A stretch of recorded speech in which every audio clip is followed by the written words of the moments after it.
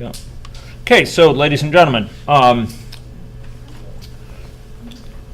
we took a somewhat ad hoc and exemplar of an approach there, taking a look at what system science means, a microcosm of system science, through the use of one particular model. And I'm hoping that in that initial foray with that specific model, one can abstract away from the very particulars and recognize a few key broad themes. Models allow us to capture theory and data in a single place. We had some discussion about where's the data behind it, but also I noted that there was sort of a theory articulated there. And models, I argued, with that first model, help us reason about the logical implications of our theories of the world more carefully than if we simply had them in our head. We not only gain the benefit of making our theories explicit so that they can be critiqued and refined more quickly, but seeing their logical consequences by simulating them. What do they tell us about behavior over time? And that allows us to test whether they're consistent with empirical data. So these models run over time, and when running, they can yield this emergent behavior, this behavior that results from them. These models allow us to ask what-if questions. For example, if we posited a big effect of physical activity on people's energy expenditure due to parks versus a small one, what's the logical implied data that we would see, and thereby contest whether it's consistent with empirical evidence. And models allow for examining of these different scenarios, these different possibilities with different particular assumptions. And they can be built, contrary to the notion of models as crystal balls, they can be built in a way that makes them fairly transparent to non-modelers. In this next session, we're going to be expanding on a number of those topics, recognizing we're going to be building it, we're going to be building this understanding in a more conceptual way. So I'm going to be talking about motivations for system science, system science and health here, in a whirlwind sort of way.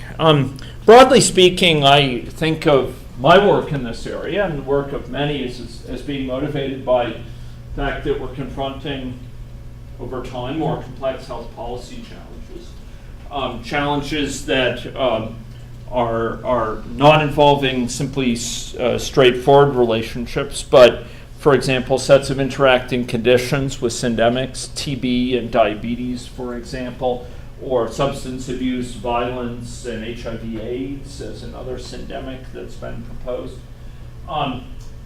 There's much recognition these days of the impact of early life insults on later life outcomes, whether it's traumatic exposures or early deprivations. We're aware of just how big an impact that can have over the life course. And we're increasingly grappling with cases of complex patients who don't just have one disease that can be managed according to best practices established by some randomized clinical trial for their particular condition, but rather multiple conditions where treating them for one can interfere with effective treatments for the other, and where there may be multiple outcomes of interest. We're also dealing with healthcare systems that are all too fragmented, and we recognize the need to coordinate them effectively to eliminate unnecessary waste, to deliver effective care, and lower burdens on patients, such as very long waiting times. We're also dealing with a shrinking world from the perspective of infectious diseases, emerging infectious diseases coming, say, through exposure to animal-borne diseases and newly developed ecosystems can spread very readily globally now. Now, all of these these types of challenges, as well as many I haven't mentioned but were listed on the slide, share certain features. They're indicative of complexity in a technical sense. They're complex systems. They're associated with behavior that's not merely reducible to its parts. We can have behavior of an entire system, say a healthcare system, that is very different from what our understanding would be if we studied each of the parts in isolation. Similarly, if we were to seek to understand elements of infectious disease transmission within different subcommunities, often the behavior we see from the system as a whole is very different from what we'd expect with each community in isolation. It's all about the linkages between the factors and not the factors in their individual selves. These sorts of complex systems are known to react surprisingly and pervasively to interventions. You intervene in one place, say helping a child avert traumatic exposure early in life, and it can have pervasive impact on many aspects of their life, their health, their social functioning, their education trajectory, etc. And recognition of that points us to the need to move beyond silos and to understand more broadly those impacts to present effective solutions. Within these systems, the links between cause and effect are often unclear because they're often delayed and distal in time and space, and they may be multifaceted and reciprocal. That impact of that early life exposure on the part of the child may be manifesting decades later, for example, in a way that has big impact, but thwarts any short-term study for immediately measuring what the gain is, say, for an intervention in improving the care of that child. And we're often dealing here with systems that are nonlinear. The effects of, for example, an intervention portfolio consisting of multiple investments can be very different than the sum of the effects from each of those investments in isolation. And we get pronounced effects here. The tail wags the dog. We have situations where small population groups, for example, say core groups for intravenous drug use, can have a disproportionate impact. For example, can maintain SDIs within a population where they would otherwise go extinct. So a small subset of the group of the population may be where the action's at. There's often effects at scale. When we get into aspects of implementation science, try to scale up an intervention, we often find that what works at a local level has difficulty scaling to a global level. We also see the system adapt to changes over time, sometimes to our interventions, for example, with antimicrobial resistance, or in the context of drug resistance more broadly. And we also recognize the need to invest early because of path-dependent and lock-in effects that heading off a problem early on can have big impacts, have big benefits that confers later. There's many examples of this. One is emergency department waits, which you'll be hearing about this week through UN10 for our work with the Ministry of Health in this province, where we have problems manifest in a certain place in the emergency department with crowding and long waiting times, but they're in fact indicative of problems that extend throughout the system. The problem is not merely the cause of the problem don't merely lie within the emergency department itself, but lay in the fact, for example, that individuals can't get from the emergency department to the wards because the wards are full, and they can't get into the wards, or the wards are full because people can't get discharged to the community because the community services are not available, and because those services are not available in a way that provides access to the informal care networks that are needed for that person. Or a person comes in for care at the emergency department in a way that's not needed, which means that the emergency department has much longer waits than it would be otherwise because of lack of community services that could have served that person. So here there's an entangling in the emergency department with these other areas of the system. It's not about the pieces, it's about their interaction, it's about their entanglement. And siloed management of a system like this can lead to imbalance and dysfunction. Investing constantly just in the acute care side will often just be a short-term solution that in the end gains little from of benefit. There's feedbacks, for example, feedbacks in terms of work-related quality lapses that allow people to be discharged that have to represent quickly because of the high burden associated with waiting times at the time of their discharge. There's lock-in effects here where overcapacity in firefighting can become common. Another example is the opioid epidemic, where there's traditionally been siloed management of what is very much a cross-sectoral set of issues, where there's issues on the health side, and the law enforcement and justice side, and the social services side that have traditionally been managed by different agencies and have not shared information at a level required to deal most effectively with this epidemic. And yet it exhibits these characteristics of complex systems. Path dependence, heading off a problem early can save a huge amount of grief and can require far less investment than dealing with it later. There's a set of feedbacks that drive the system between addiction and dysphoria, and there's pronounced delayed effects of intervention. For example, prescribing practices, which have profound effects, but where the effects may not be seen immediately.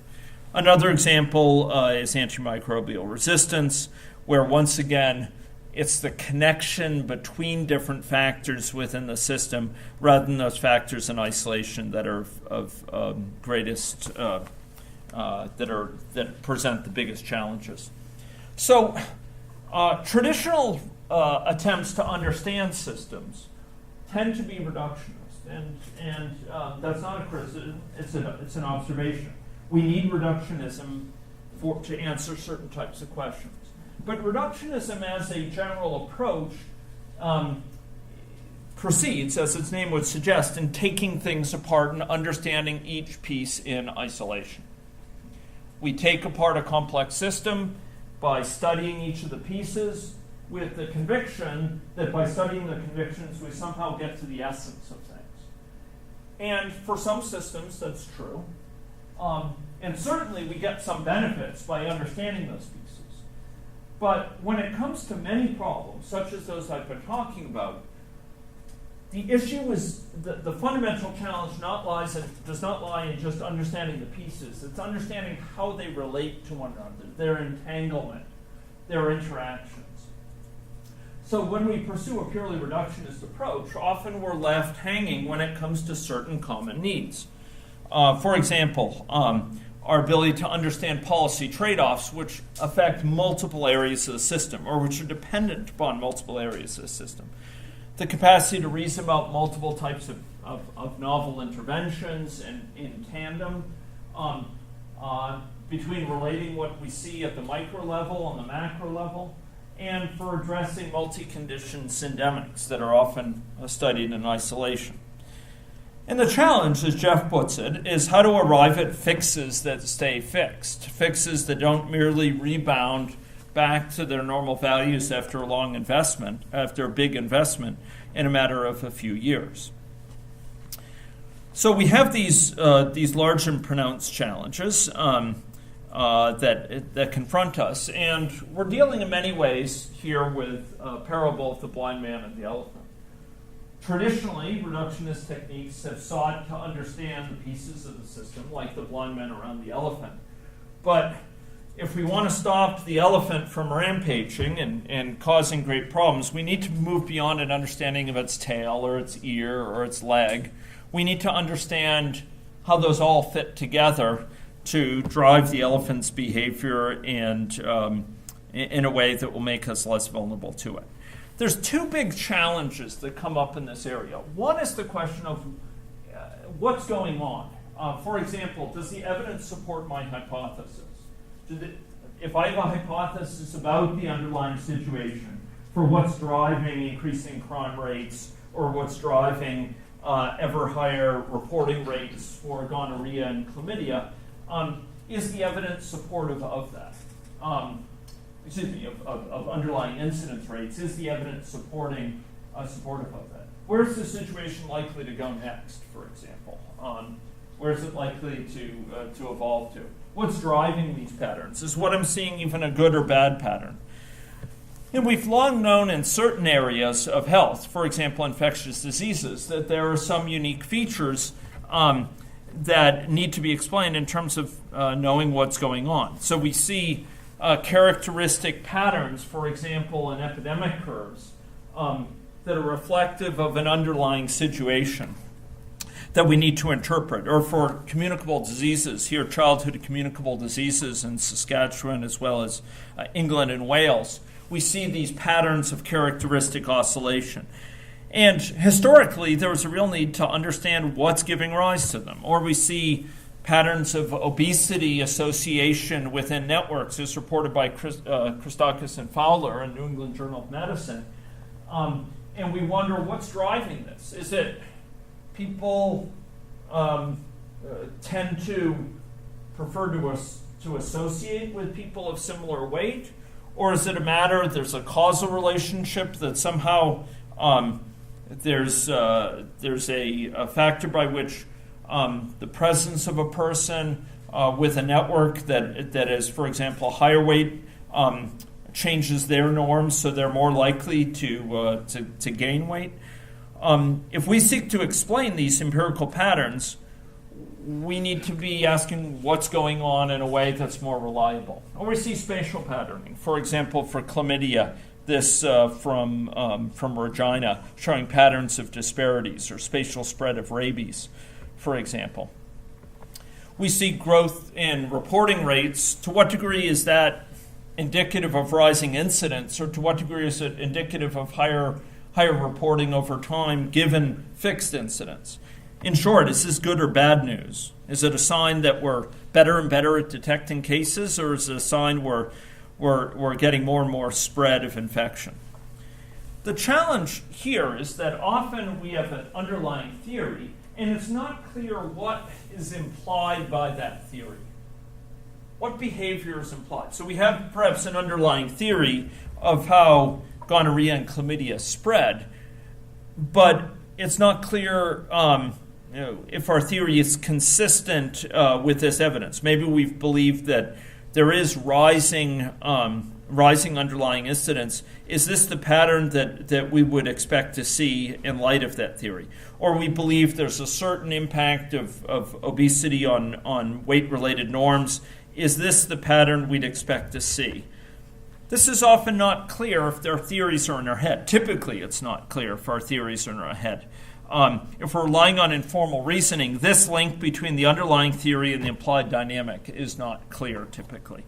And yet, we'd like to be able to test whether our theory is consistent with empirical observations. If we can't make this basic link between our underlying theory and what's implied by it, it's hard to test it effectively against empirical evidence, to critique it in light of empirical evidence. We need to have some way of going from an underlying theory to an understanding of what's implied by it in order to test whether it's consistent with empirical evidence. Another major challenge is we need to intervene. We need to take action. And we want to select actions that are most highest leverage, that are most cost-effective, or are otherwise desirable.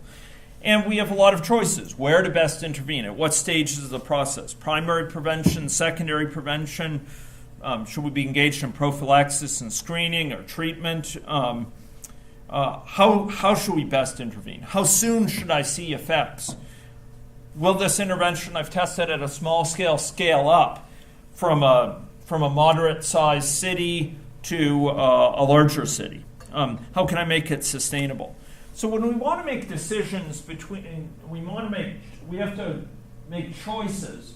A lot of the needs to understand the underlying system become more clear, particularly in the context of the complex patterns we see in the world. For example, this is a TB network, a fraction of our TB network provincially collected over about 20 years, showing these different clusters. Where do we best intervene? Is it focus on core groups? Is it focus on the individuals who go back and forth between community-based clusters?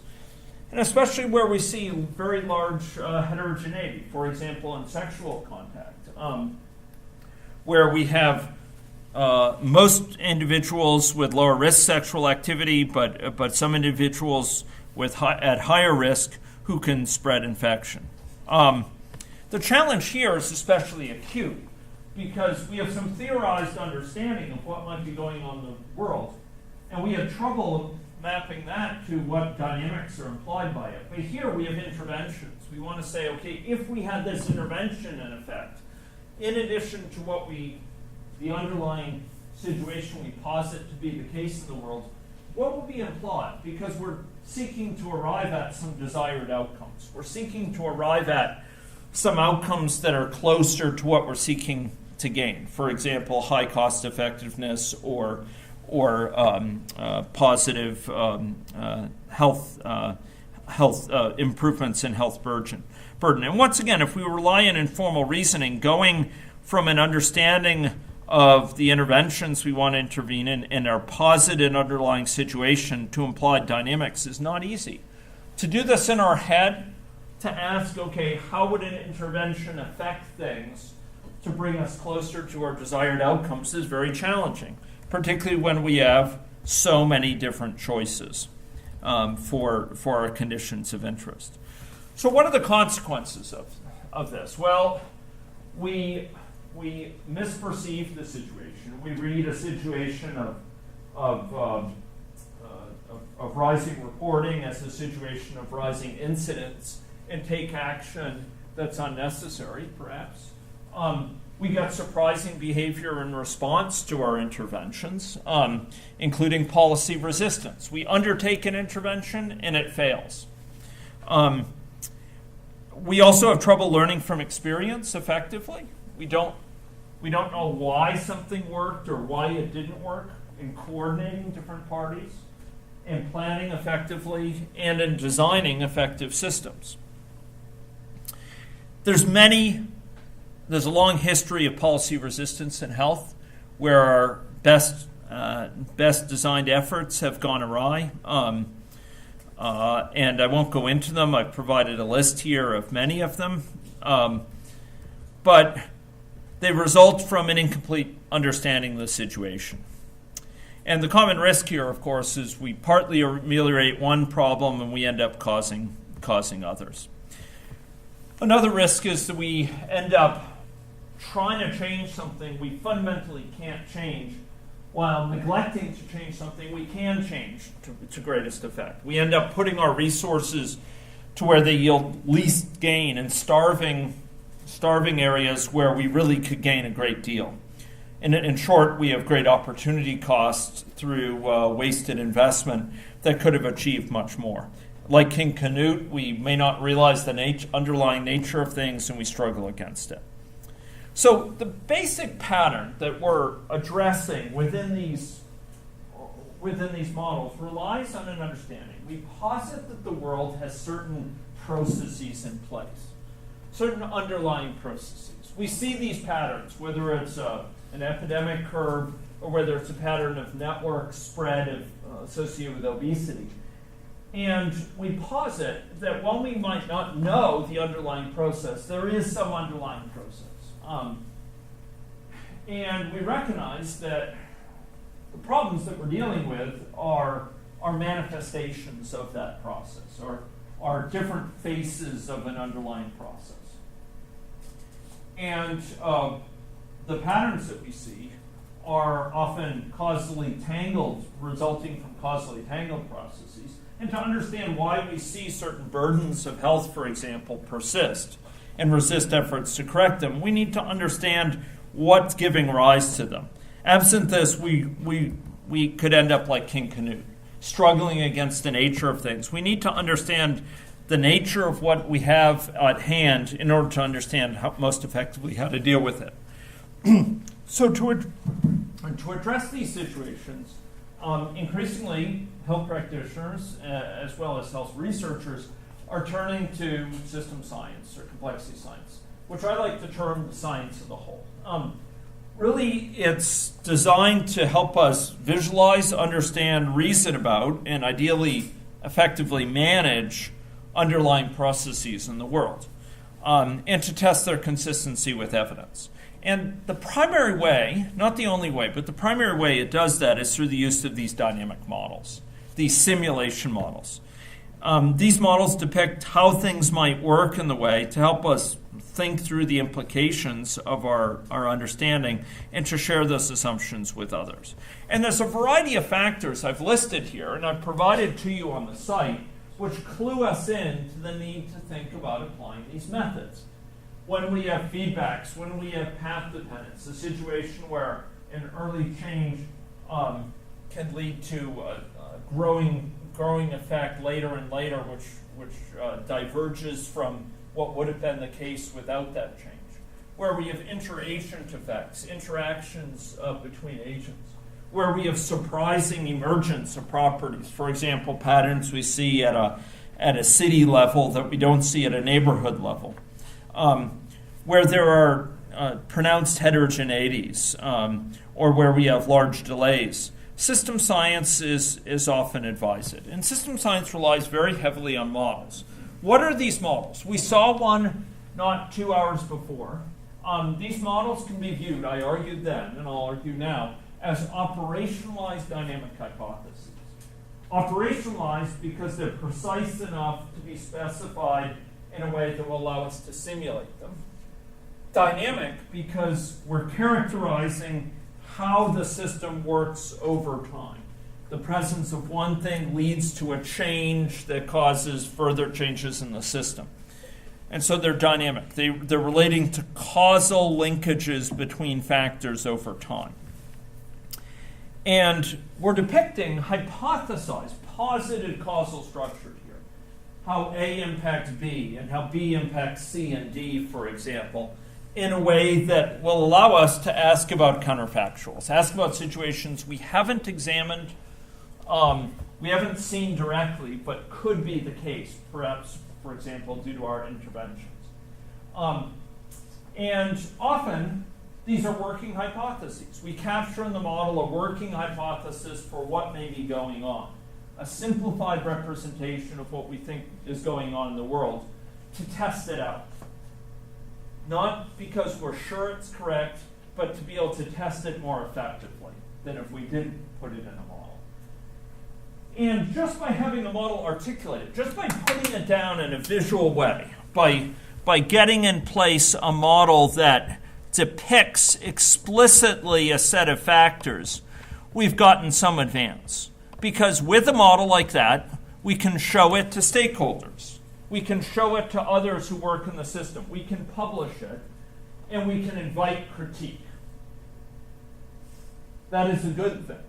If the model is critiqued and it's proven to be problematic, it's not a failure of the model, it's a success of modeling. It's succeeded in helping us learn. It can support sharing of ideas, because we've taken this idea from being an inchoate theory in our head, and we put it in a way that others can understand it and can compare their perspectives with it. So we put these models into a form, and this boot camp strongly emphasized putting into this form that can be examined by people from a wide variety of background. In our work, we routinely show these models to stakeholders who have no background in modeling. We show them to stakeholders in group sessions, and we invite comment. We invite suggestions, critique that help us refine the models. And you'll learn in this boot camp to read these models and what's represented in the assumptions behind them in more detail. So, for example, for ED weights and patient flow project, we might have factors related to acute care and ED care. For end-stage renal disease, we have factors related to dialysis and transplant and waiting times for dialysis. And this, an early model that Cheryl supervised on chronic wasting disease, which has now been superseded by a second version, or this, a model that came out of one of our hackathons related to factors related to opioid use. And models that are depicted in a language like this, once you learn a few principles, can be shared with stakeholders more broadly. This is a group from Australia that Jeff and I were involved in Australia, in Canberra, with stakeholders from around Australia related to gestational diabetes, using a similar language to elicit broader stakeholder understanding in a group modeling context. So there's a lot of advantages just by taking a theory out of our head and putting it in a transparent fashion like this. There's a lot of benefit to collectively advance the discourse related to a situation, to talk about the factors related to it. But the models that we're building in this boot camp that we're looking at are much more than that, because they're operationalized to a level that they can be simulated. And the consequence of that is we can see the logical implications of a theory in terms of behavior over time, and in terms of that sort of emergent patterns that we saw earlier.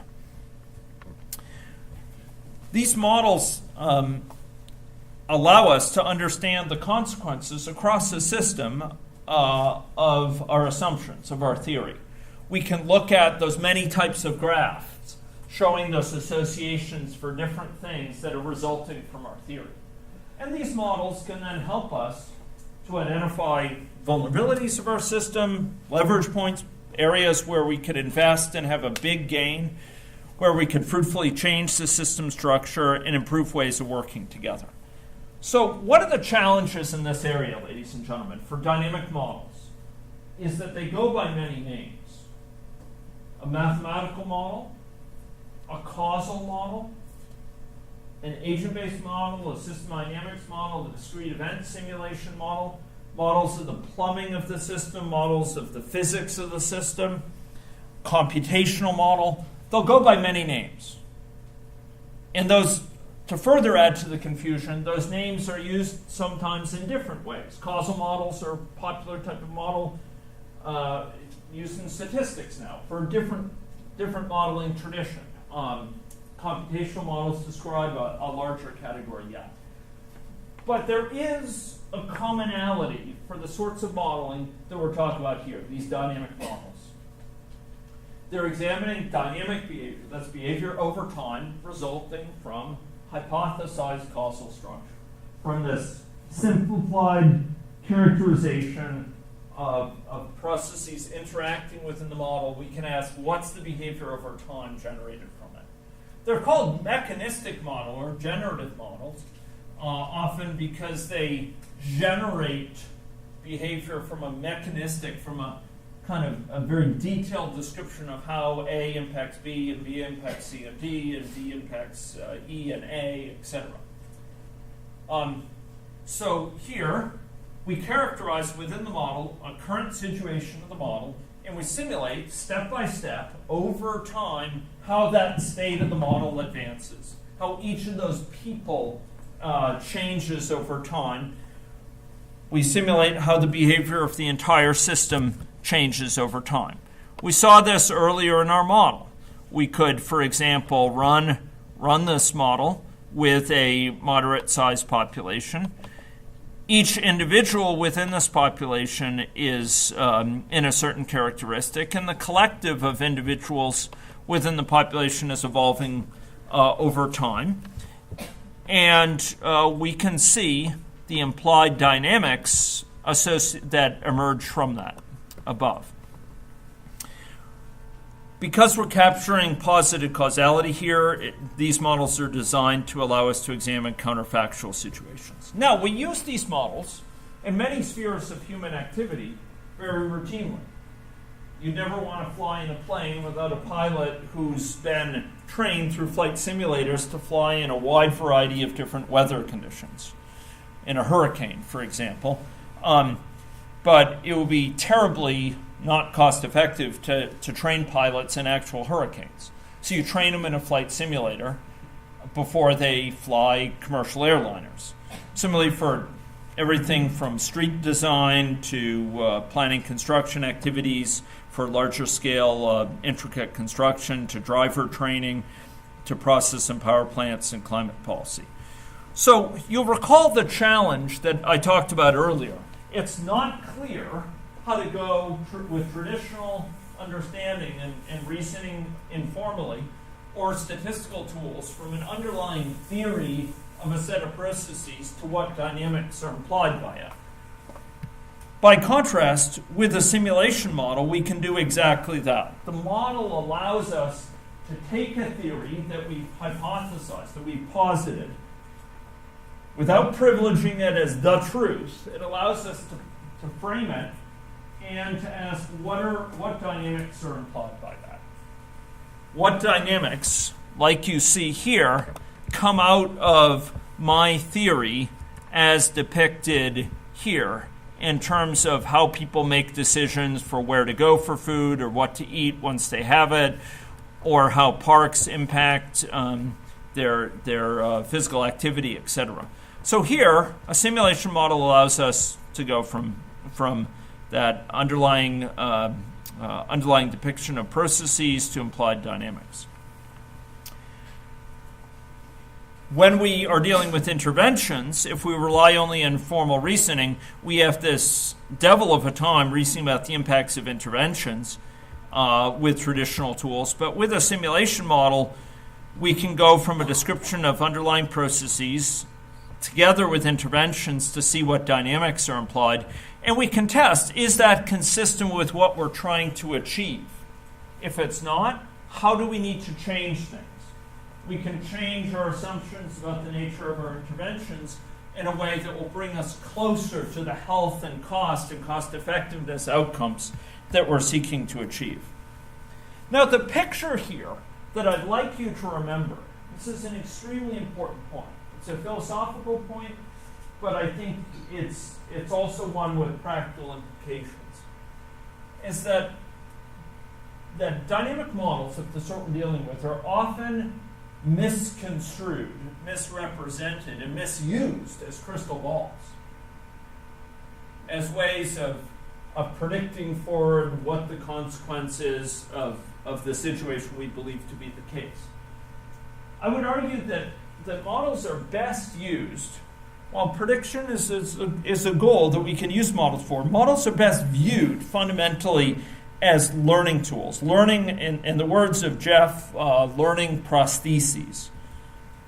Why a prosthesis? Well, a prosthesis helps us behave, helps us function in the world at adequate levels of function despite our limitations.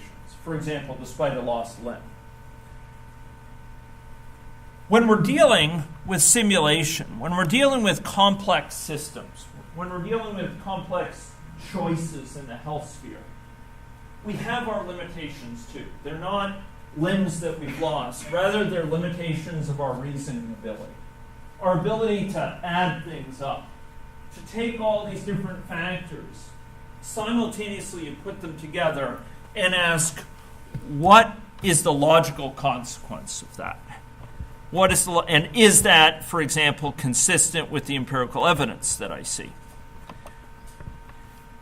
We have our limitations there that are cognitive limitations. And models, simulation models in particular, serve as this sort of prosthesis for helping us achieve full function despite our cognitive limitations. Rather than donning an artificial leg, we can instead use the simulation model to help us think through the implications of our theories, of our assumptions, more quickly, more deeply, and more reliably than if we did so in our head. And this allows us to put our empirical evidence to better use. Sometimes models are held up in contraposition to empirical evidence. People say, well, yes, you can model, but we need empirical evidence. That's not the point. The model helps you go further with the empirical evidence. It helps you make sense of it better. It helps you understand its implications. It helps you understand the degree to which it's consistent with your theorizing about the underlying situation. Models like this can also inform our choices and advance our understanding by allowing us to test our theories. So the picture here is one of ongoing learning, where we use a model, we have a mental model in our head, we have some understanding about what's going on, which is almost invariably something we evolve before we build a computational model. We capture it in a computational form, in a package like AnyLogic. We see its implications dynamically by running the model, by simulating it. We see over time patterns of outcomes. And, for example, that helps us to think through, okay, is this a good theory? Is it yielding behavior which is obviously inconsistent with my experience? That can also stimulate us to collect more information from the world, or in some cases, once we're developed requisite confidence, to undertake interventions in the world whose effects can then be measured and compared with what the model expected to further refine our theorizing in the model. So here, the model is a learning tool. It's a tool to help us learn more quickly from empirical evidence. It's a tool to help us falsify our thinking more quickly. And the idea is that it's better to be transiently wrong, to put a stake in the ground, try some theorizing and test its consistency with the data, than to just lean back and say, well, we don't know what's going on. Even putting forward a poor model often advances knowledge by allowing us to spot inconsistency between our assumptions and the evidence. Jeff likes to quote Francis Bacon here, truth will sooner come out of error than from confusion. The idea is, look, fail early, fail often. Try something. Make some assumption and test it. And at least you've gotten somewhere. Whereas if you didn't even make an attempt to try testing an assumption in the crucible of evidence, you're no further ahead. It's better to make an error that you can correct quickly and learn than to not try at all. Or in another modern parable, nothing ventured, nothing gained. Got to try something, put a stake in the ground, test it out, fail forward. Fail in a way that helps us learn if necessary. So in that sense, a model that doesn't align with empirical evidence is not a failure of the model. It's a success of learning that we've discovered that our theory, as captured within the model, that our underlying theory doesn't jibe with the evidence in a way we wouldn't have probably otherwise known without a simulation model to help us. So there's many uses of these models. Some of my colleagues in the States, Don Burke at Pitt, or Epstein, who was at Hopkins, is now at New York University, I believe, have articulated dozens of ways that models can be used. Dozens of different uses for simulation models. I've listed a few of them here. And many of them, of those listed here, probably motivate some of your attendance. To serve as a what-if tool to identify desirable policies. To understand trends and make sense of the complex data we see coming from the world. To help us learn more faster and more deeply from evidence in areas where there's little understanding, such as the opioid crisis, where it's a wicked problem, there's big uncertainties, big things we don't know, and we need to learn more quickly. We need to put mechanisms in place so we can learn more quickly, or to help us prioritize data collection, prioritize research within our systems to help us advance our knowledge most effectively. Now, there's a common misperception here. Just like there's a misperception of models as crystal balls, there's another common misperception that models require lots of good data to be useful. That modeling requires extensive evidence about a system. And what I'll say is there's a kernel of truth there, but the kernel of truth is with respect to particular uses of models. How heavily models rely on evidence, the degree to which they're contingent on evidence, that their value is limited by the availability of rich evidence, depends on what you're trying to do with them. If you're trying to capture quantitative trade-offs between detailed policy portfolios, you want to know, okay, is this policy going to yield 10% better gains than this other one within a 5-year time frame? Often you're going to want to really make sure that model is grounded by good empirical data and good underlying theory. Those are models that often explicate theory and help us ask, what's the implication for our policies? On the other hand, there's a very key use of models to help us think through possible interactions of processes, or help us roughly depict a situation that don't require a lot of data to be useful, that help us think through and learn from what might be going on out there in the world from the fragments of data that we do have. They depict a simplified situation that helps us make sense of those data points we do have without being used for detailed prediction of, say, policy outcomes. Because models can serve as formidable learning tools, I would argue that sometimes they're most powerful when there's little data available in the world. That's when sometimes they can be most valuable, by helping you turn that little bits of data into the most learning. But they have to be used for appropriate purpose. I would argue a very useful analogy here is that models are like maps.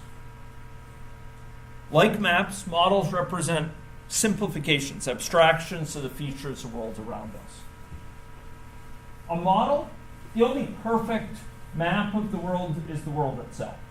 A map is useful precisely because it simplifies a lot of details, but captures the essentials that we need for our purpose. If your purpose is driving across Saskatoon, you use one sort of map. If it's to cycle across Saskatoon, you better use a different sort of map. If it's to figure out why brownouts are occurring in certain areas of Saskatoon, you should use a different map yet. Or why flooding is occurring in areas of Saskatoon, another map yet. Models are like that.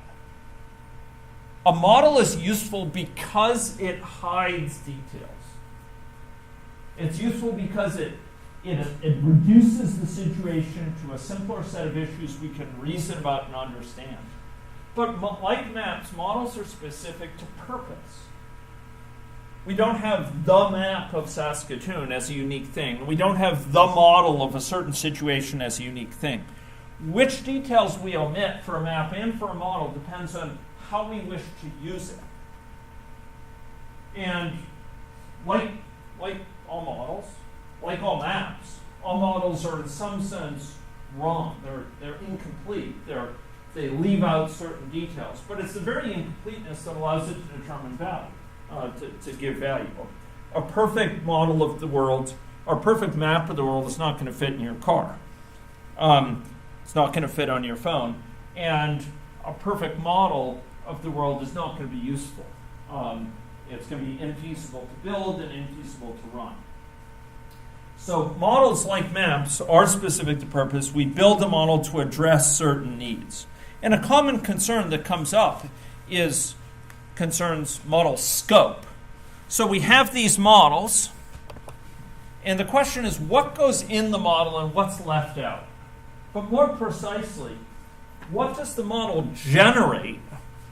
What is it actually giving as an output over time? For example, weight here. The amount of food that people have in their larder from supermarkets or from convenience stores, etc. those are what are called endogenous factors. Those are generated by the model. We run the model, it generates them.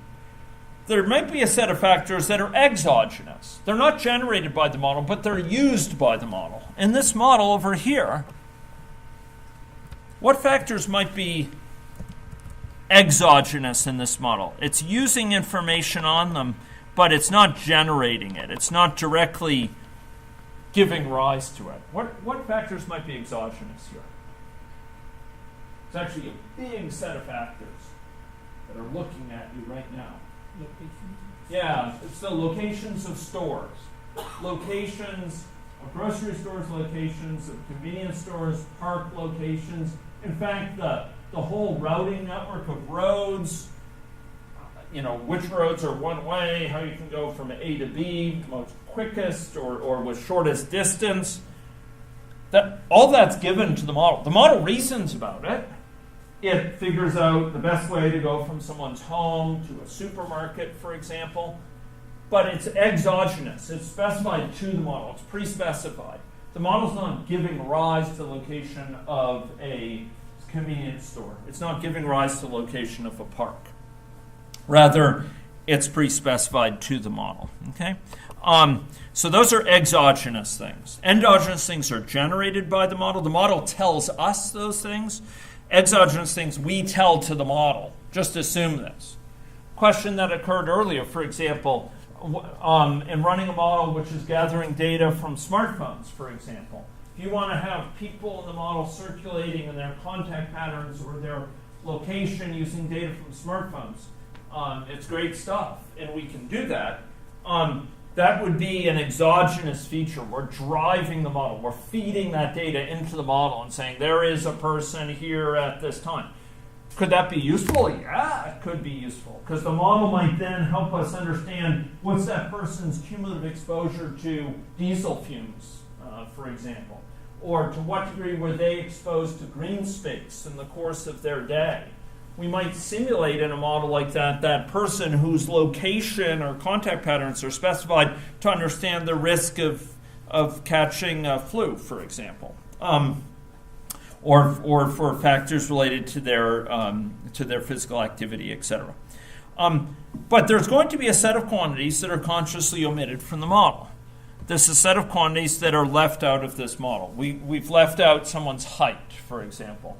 We've left out aspects of their age in this case. And that could be critiqued. And I would argue that critiques are welcome for models. That's one of the reasons we build models, is to get them critiqued. But often there's this balance. How much do you put into the model, and how soon do you put it in? And so typically we build a model, we like to build a model in stages incrementally. What are some limitations of simulation models? Well, a given simulation model is typically focused around one or two defined purposes. It's just a few defined purposes. It's not you build a model of this and it can do anything a model can do. It's often got certain sphere of legitimate application. And models will generally look quite different depending on the purpose or for which they're intended. If you have a model that's intended to examine, for example, the impact of green space on physical activity at a very detailed level, or at a level that's more stylized, they're going to look quite different.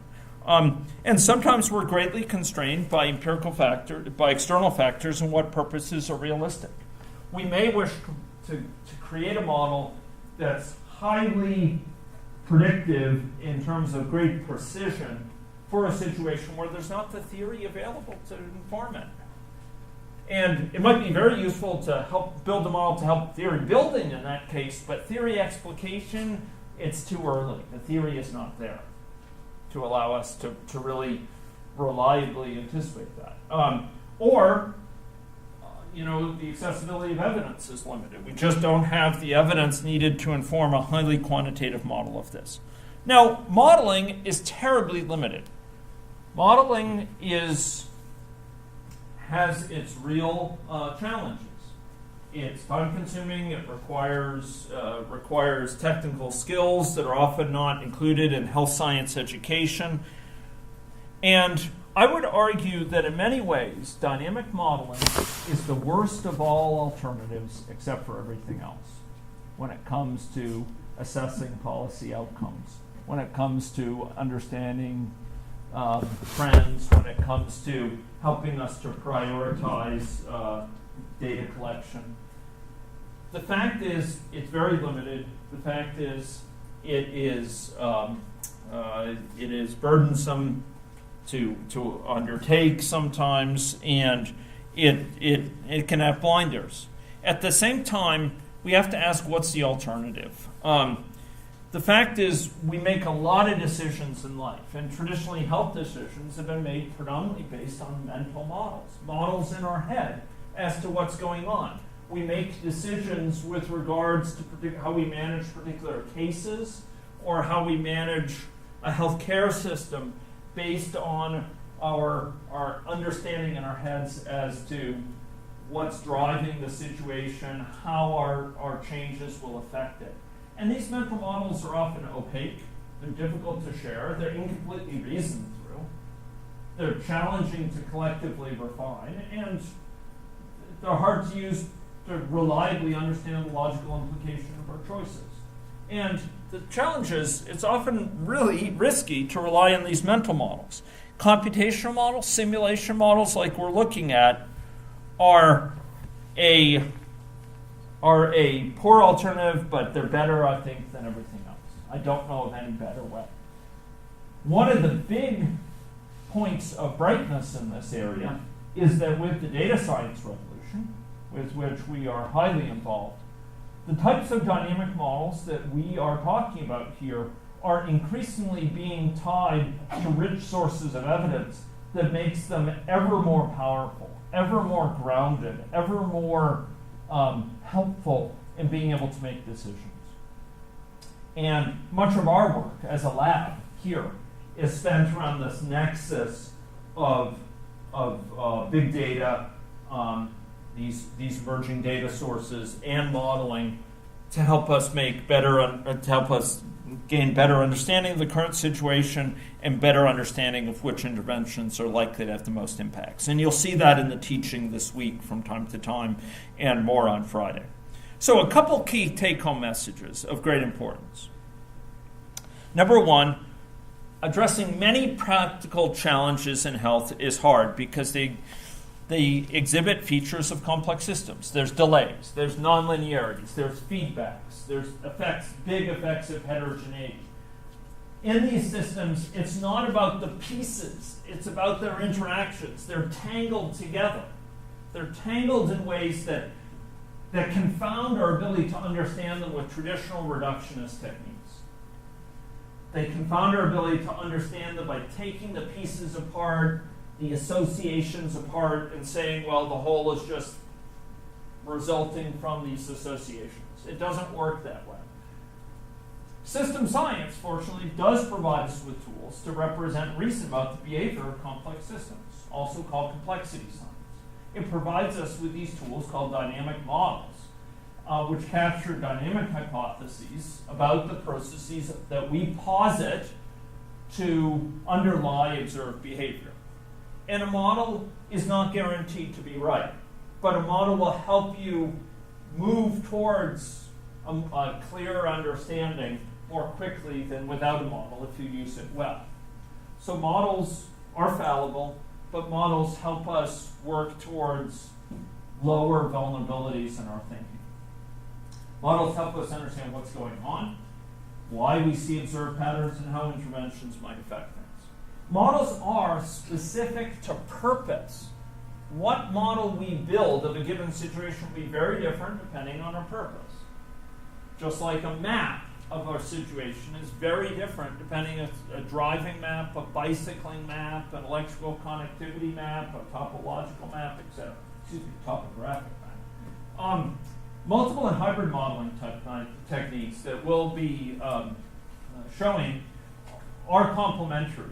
ABMs are the focus of this boot camp by design, but we will take a glimpse in coming minutes at two other traditions, system dynamics modeling and discrete event modeling, that we will see woven in with AVMs from time to time, and in fact that early model we observed, that first model. Models have strong limitations, but they may be the least bad of the alternatives for achieving many of their goals. Are models the silver bullet? No. Models work in the health science toolbox together with other techniques. They make exquisite use of some of the findings from other tools, whether it's good epidemiological study design or associational studies of particular sub-pieces of the system. Often we can make use of those within our dynamic models. And dynamic models, in turn, can often help us better design our studies, better build robust studies, studies that are more likely to yield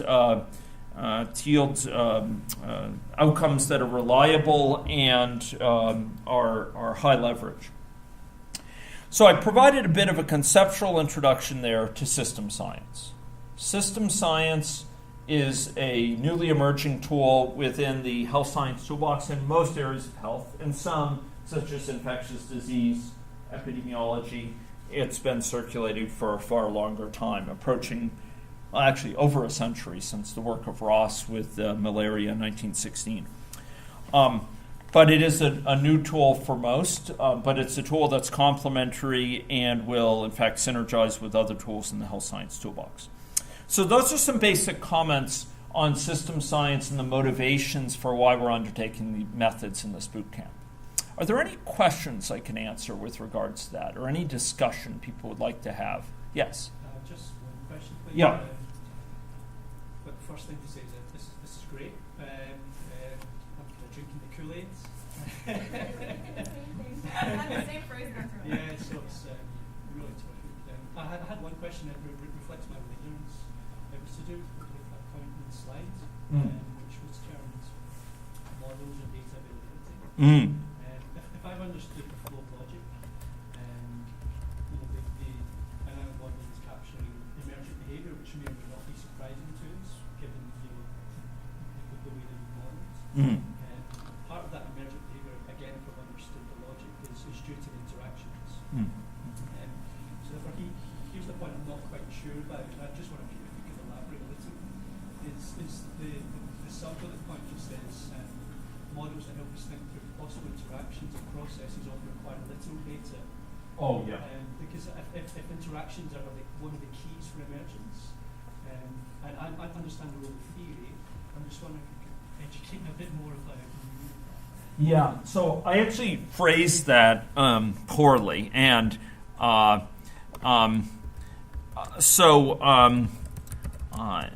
specifically to help us. This isn't quite right. I'll have to work at some better phrasing.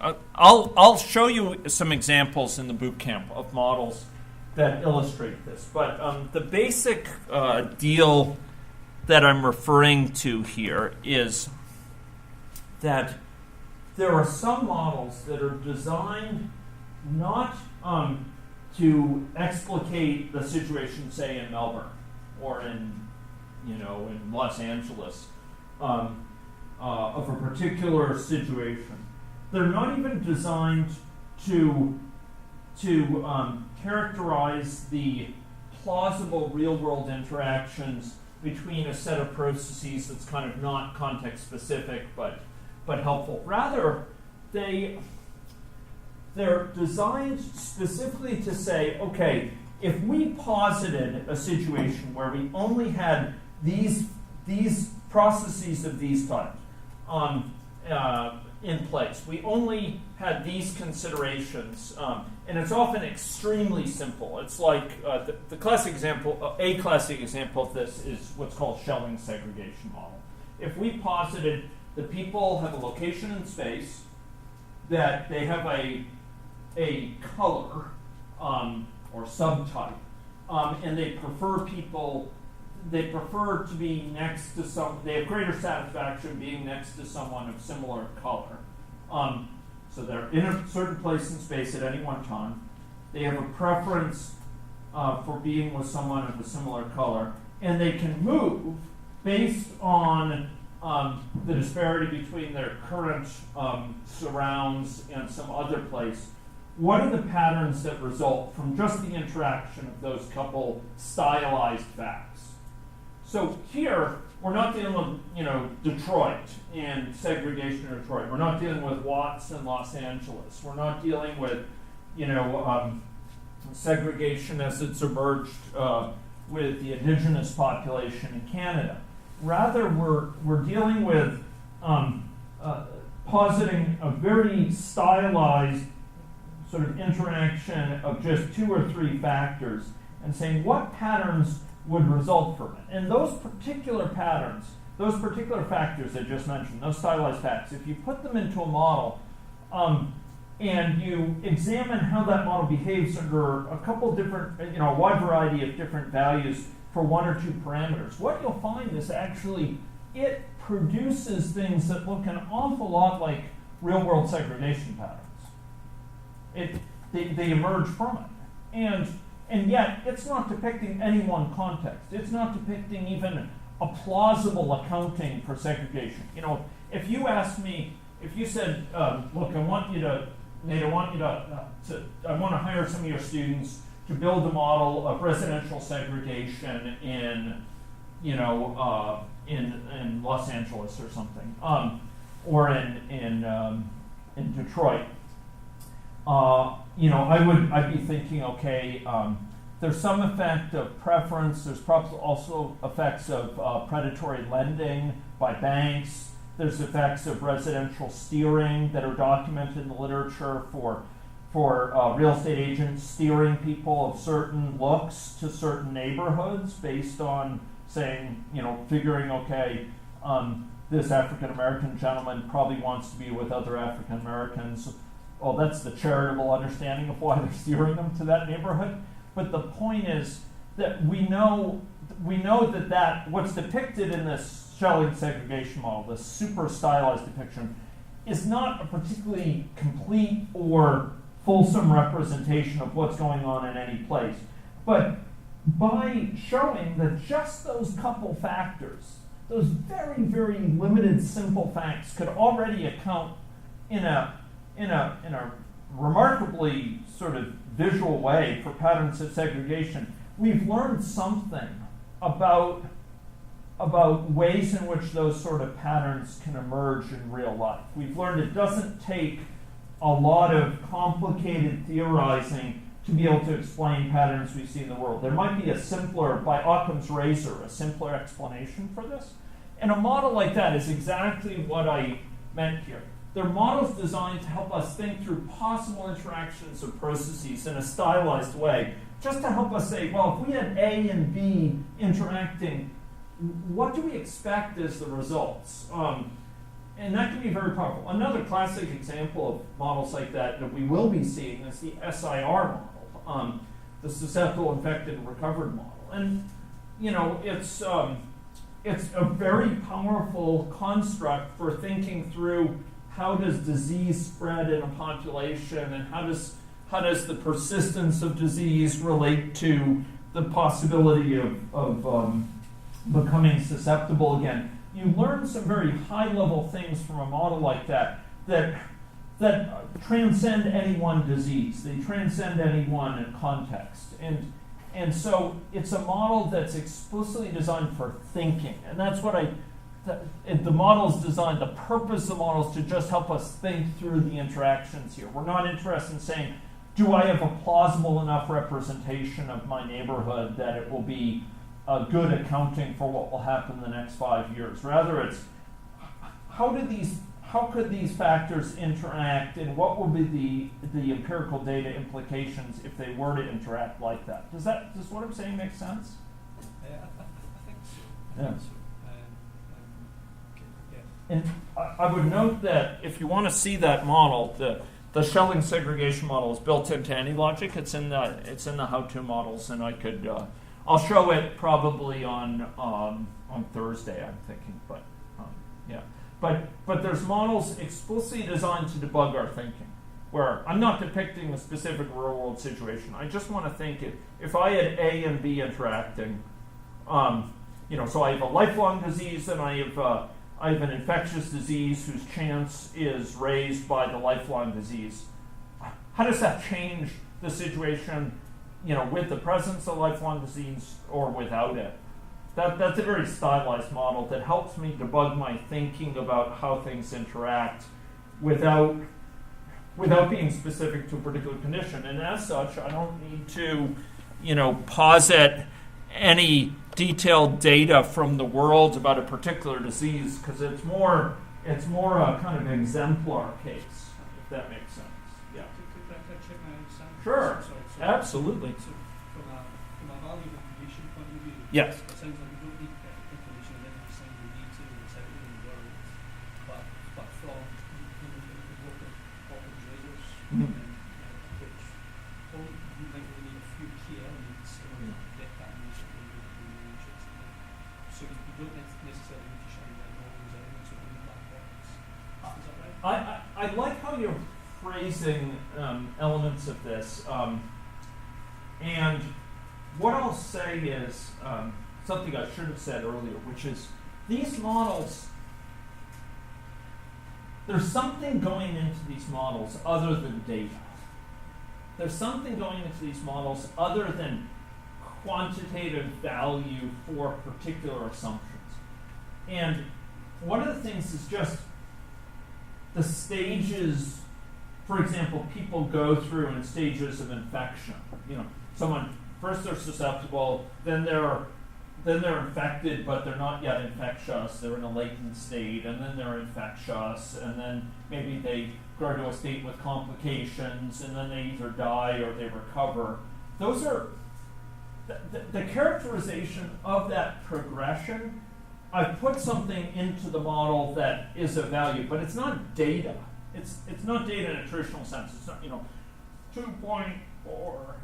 It's this. It's just the connectivity is something there, and I don't need a lot of specific data to gather some broad insights from assuming a certain pattern of structure. That's what we call structure of the model. Because I could actually vary parameter values, for example, and see, there's certain broad outcomes that are broad regularities that are always there. No matter how big I make this parameter value or how low I make this parameter value, I always see this certain pattern. It's just, it's slightly different in its manifestation. It's different in degree, but not in qualitative kind. And simulation models are very much like that. So often, from a simulation model, you will see certain characteristic output. And you could say, well, I'll make this parameter value a lot larger and a lot lower. And within broad ranges, you may see you may see the same basic pattern. But then you get it out of the range. This is nonlinearity. And suddenly you may see something quite different. And a model helps us spot those, like this, can help us spot those broad regularities. And so like with the SIR model, we realize, there's certain values for parameters where if they're high, if as long as these parameters relate to each other in this way, the infection always takes off. But if they're in this other situation, the infection dies out, and basically almost no one gets infected. So there's these two broad empirical regularities, or not empirical regularities, there's two broad classes of output. And I learned that from a model, even though I'm not putting in any particular value, I've learned something which can then be applied to real world situations. And like you said, I might learn to explain this real world situation, I don't need to posit all sorts of things by Occam's razor. Just a couple of things would allow me to make sense of the essentials and the patterns.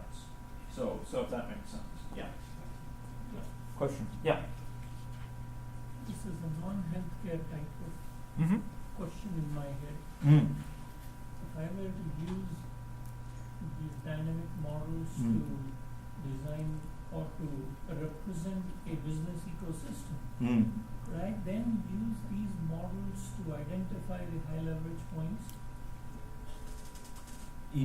Yeah, the short answer is yes. This can be done for businesses. This can be done for organizations, nonprofits, community organizations and networks of community organizations.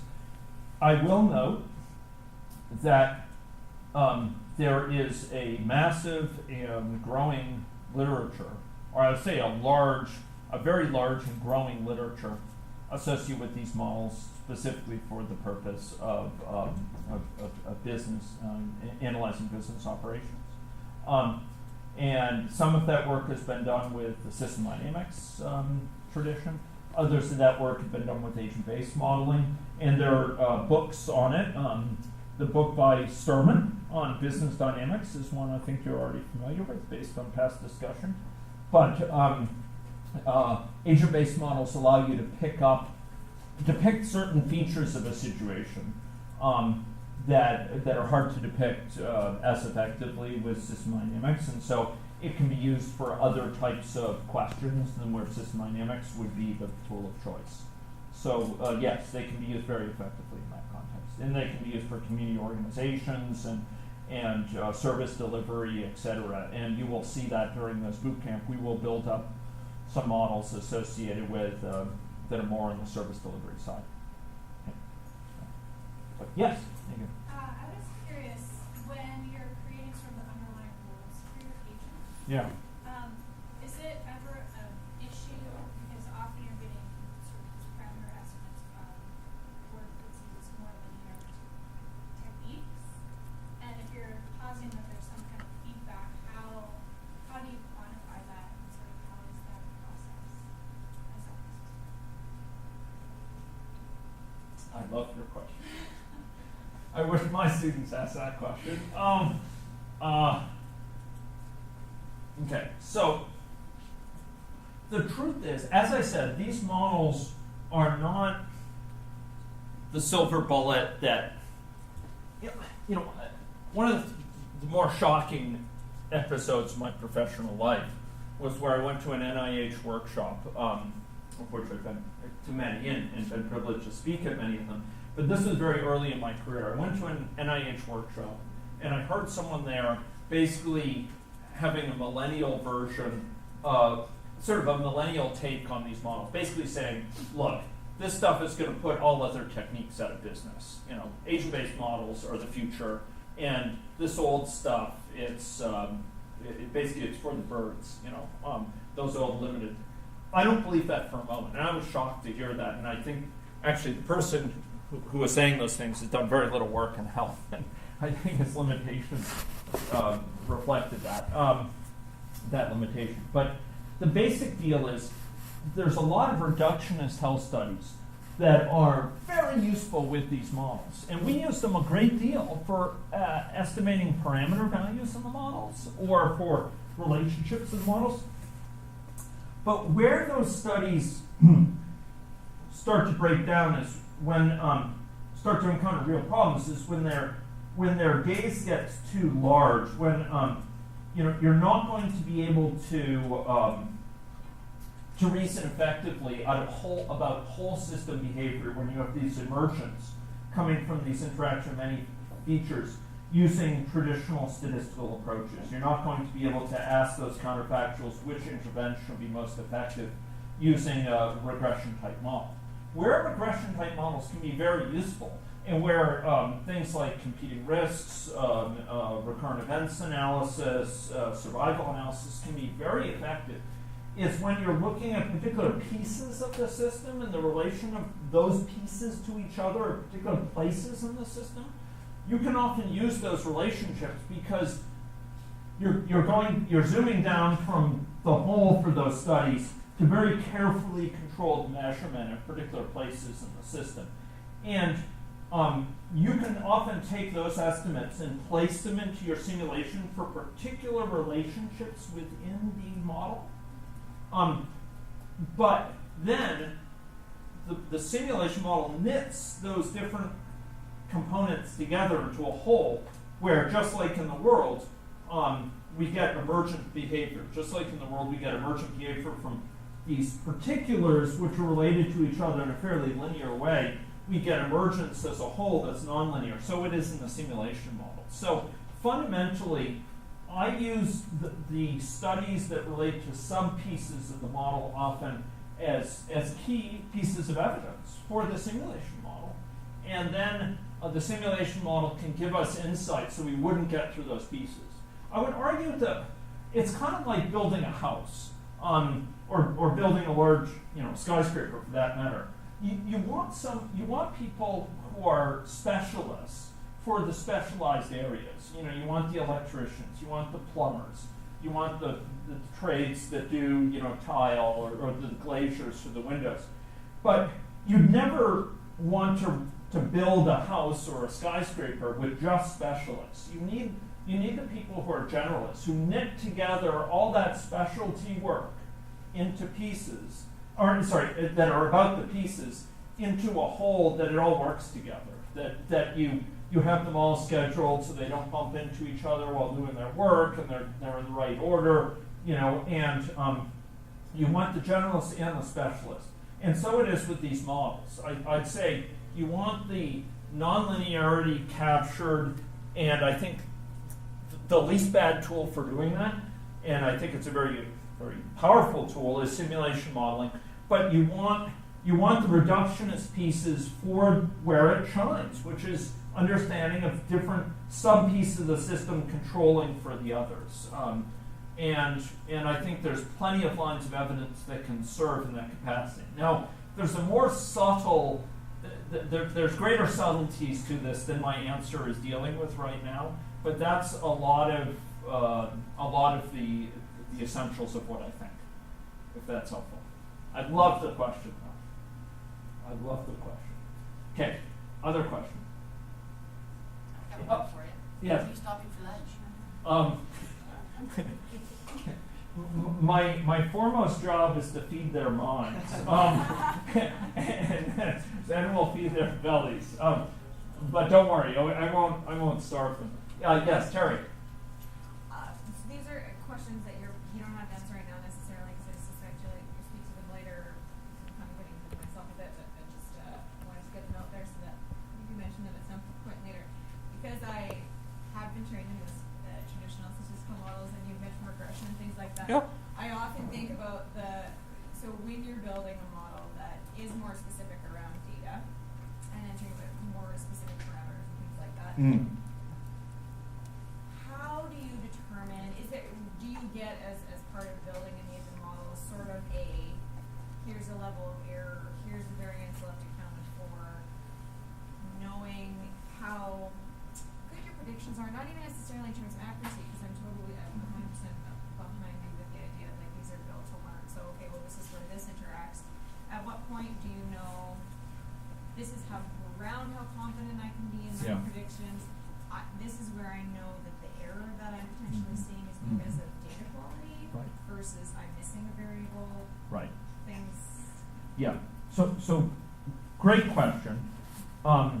Where this interfaces, so I try to address many of those in a talk that I'm giving on, I think it's Thursday, on what's called sensitivity analysis with the model, where basically I'm examining, I'm showing ways, using any logic, to systematically examine to what degree the results we're seeing from the model are robust under changing assumptions about parameter values.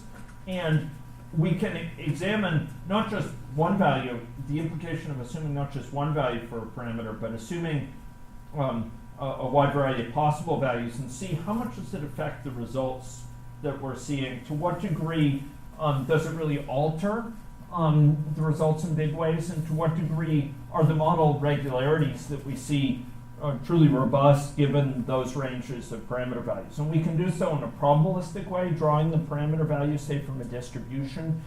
We can do so by sweeping it over a range. We can also do so by altering model assumptions about the structure of the model. So we posit,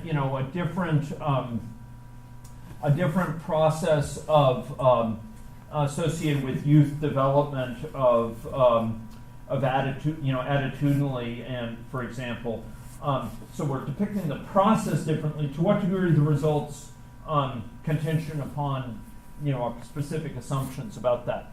So we do have sensitivity analysis as an approach to allow us to understand that. And what we'll see is some things that may look a lot like confidence intervals or look a lot like distributions. They're actually called empirical. Well, they're associated with empirical fractals or quantiles. But basically, we'll see that the model tells us, by running the model many, many times, we can see stochastics in the model only have this much impact, for example. That there's, yes, it's variable, but it's variable within these clear ranges where there's very clear regularities observed. And we'll see how we can capture that within any logic as well. Okay, so I'll try to address that. I will, just in case anyone's wondering though, because sometimes a question that comes up, we don't, you will not see me talk in this boot camp with these models about a p-value associated with the models, because these models are not hypothesis testing tools per se. In other words, we're not using them predominantly for the purpose of hypothesis testing in the same way we do with statistical tools. So there's not a p-value we typically associate with them. But that being said, I use these methods, simulation models, particularly for our big data work. Data with smartphone-based data collection, data with data collection from online, Twitter, search data, etc. I use them a great deal with computational statistics methods and certainly statistics methods more broadly. So it's not like they're oil and water. You can't mix them, no, you can mix them in really good ways. It's just their purpose is different, and it would not speak to the strength of these models just to be used as sort of as a classic hypothesis test, in terms of comparing with a null hypothesis, etc. Okay. Other question? Okay. Let's see what time do you get? It looks like it's approaching noon. It looks like it's time to feed their bellies. Yes. Okay. Otherwise, their brains are not going to be fed by you this afternoon. Yes. No, I know. Eventually, I may be the victim of their hunger. So this sounds great. Okay, shall we go to lunch for now? Let's go to lunch. We are going to take you to the University Club for lunch. It's a buffet, and you'll be in a private room. Once you've got your meal, you go downstairs to the private room, and you will be served privately. So, if you'd like to follow me, actually, the students. The students. They know exactly where we're going. We're going to the club room downstairs.